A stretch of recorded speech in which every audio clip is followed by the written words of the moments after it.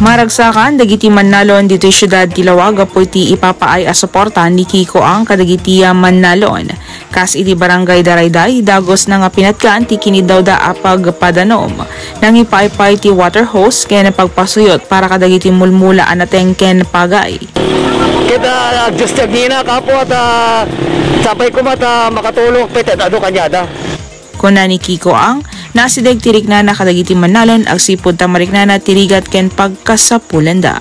Apo uray man hanak tumaray ket ti talaga ngayon ti trabaho ken negosyo kapo deti bagas deti iri kapo ken namnamaen nyo apo nadagasgasat ko akit barbaring adu pa ti matulungat na tattawa. Pintas nga layon ti inted ni apo ang dagiti inted da nga mausar iti kataltalo na mi apogat na pintas nga pakatulong ka digiti pada ka Mannalon sir. Yaman kami ken Kiko ang taray nga konsyal ti siyudad ti Laoag. Iso ti makatulong kada kami nga Mannalon. Para iti balitang Ilocos Online, Jaan Agustin.